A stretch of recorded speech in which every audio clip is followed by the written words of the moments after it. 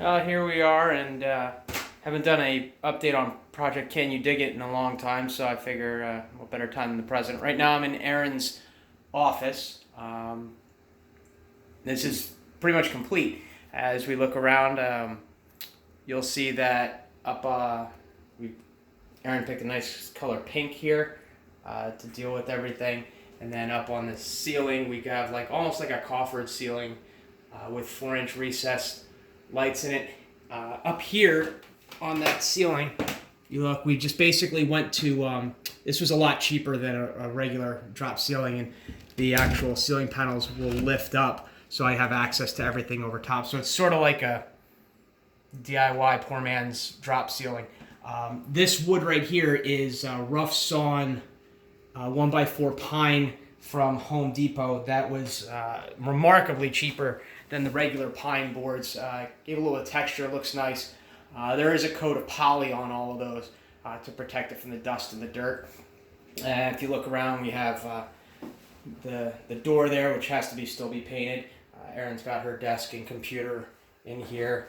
And up along the outside, you'll notice what we did was on the bottom here is just some plain old floor molding, and then we have the paneling, the wainscot paneling. Then up top is a just a cove molding up there against it. You'll notice it's not 100% pretty and clean, but there's a reason for that.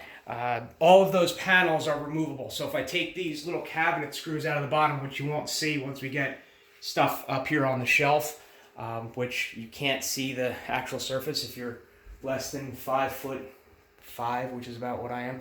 So those panels all come off. So you can just pull them out, and the cove molding holds them at the top, the screws at the bottom. So if you take a screw out like halfway, you can use a screw, pull it out, and all these panels give access to all the utilities and stuff behind it. So that was on purpose, so we can make sure we still have access to everything. So this is Erin's room, and if we go to this side and look back this way, she's got her desk with an old 1995 computer screen there. It looks like almost a desktop that we rebuilt out of some old parts so she can do her office work. And then that's the pink theme. We got the pink carpet, and then the vinyl flooring, which is Costco had it on sale. Plain old wide plank snap vinyl flooring. We wanted vinyl flooring down here. It comes with a base on it already, so I didn't have to lay down an undercoat underneath of it.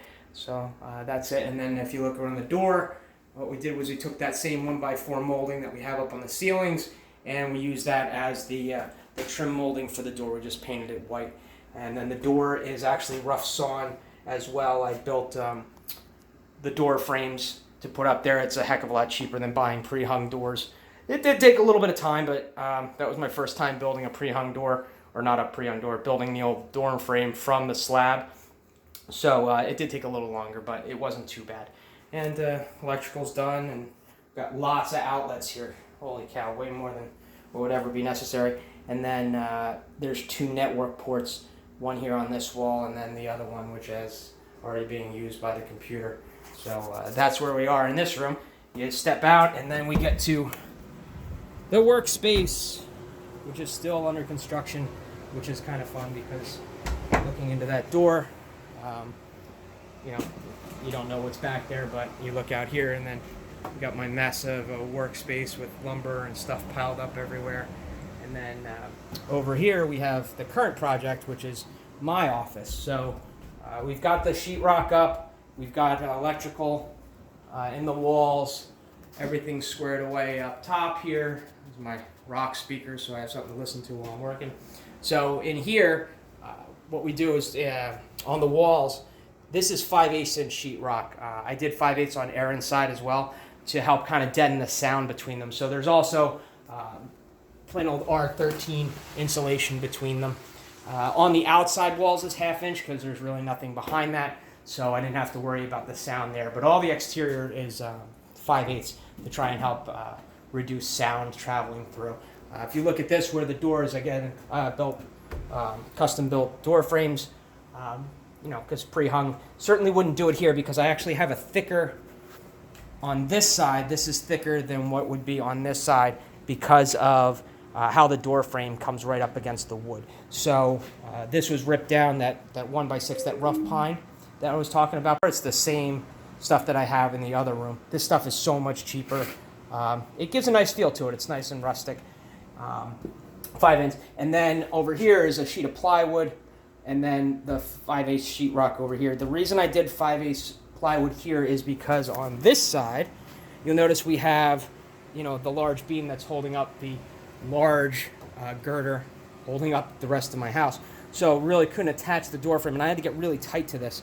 So there's really no good way to attach that king stud and the jack stud for it to everything else to make it sturdy. So what I did was, on this side will be a piece of 1/2-inch plywood, like on the other side, and this one was a 5/8-inch piece of plywood, which is tied into the beam over here to give this side of the door frame the stability it needs. Because otherwise, I did bolt that piece of 2x4 down to the concrete, but it's just, there's not enough meat there to really do a whole lot. So this was a much better solution for that. We have, our light switches, and all of the light switches in the basement are all home automated switches, because I don't want to have to come down here and shut off all the lights. So one switch from the smartphone or from the control panel will be able to shut it all off. We've got plenty of outlets here. The desk is going to go along this wall, so I ended up putting up an outlet which should be right above the desk height right here. So that way I can put, this isn't the outlet that's going to get changed out. I'm going to have a couple USB only outlets there to allow for charging and all the other USB things that go on down here. We're in the process of boxing out here. I'm going to have a big open, kind of a void almost up in here, just because, well, it's practical. I'm going to have my desk right below it, so there's really no need for a high ceiling here, and it's going to be a lot easier for me to just box it across, leave the empty space, and I can use that to run wires across from one side of the desk to the other for my radio equipment, the computers, whatever else I have down here. It'll just speaker wire, whatever, it doesn't really matter. And it'll give me access up into the joist, so that way if I've got to run cabling or something across the joist spaces later, I can do that, because this room is going to have that same kind of drop ceiling that I have in the other room, so that'll make it easy to get up to everything. You notice that I've got network cable run already. Electrical is set for the lighting, and I had to rerun. I'm redoing the whole house in 3/4-inch PEX. Originally they did 3/4-inch feed to the water meter, and then everything after the water meter was 1/2-inch to all the fixtures. So it's going to be a 3/4-inch loop all the way around, and I've got to put a junction up here for residential fire sprinkler, go off, and then it'll loop back to the rest of the house. Got to get the lighting in. We're going to do some work behind here before we close that up as well, because I got to do a new gas pipe. You notice that the gas piping here, that's already here, it's a 3/4-inch pipe that comes in off the gas meter back out here, and that gas meter will eventually have to move, because somewhere down the line we're going to put an addition off the back of the house there, so that gas meter can't stay. So what we're going to do is run a when I did the calculations, I'm going to need for some new gas appliances, like a tankless hot water heater, new stoves for the kitchen when we move that, because that's not going to be where it is now. That's going to get moved to where the play area is upstairs. So all that, I'm going to need to start with almost 1.5 inch pipe to make the distances and the volumes that I'm going to need for all the different appliances. So that's going to go behind this wall up against the top there. There's enough space to run it back behind there and underneath that top 2x3 up here. So we're going to run that all the way down to the outside wall. That's going to punch through to where the meter will be. So that'll be all set when I'm done before I close that up. That means we'll be able to get rid of this gas pipe here, which will help clean things up a little bit as well. And then everything will be up in the ceilings in a way, and we'll be good to go. That's where we're at right now. Currently working on it a little bit at a time. Colin's doing the virtual learning thing, so got to keep up with him and help him with schoolwork. So that's always some time taken away, but we're chipping away at it. And I'm hoping to have this room finished in about a month, and then if I can do that, I can get the stairs open to down here and hopefully get that done for Christmas. It's an ambitious schedule, but So that means that I'll have the stairs sometime around Easter, the way things work around here. But thanks, and have a great day. I'll talk to you later.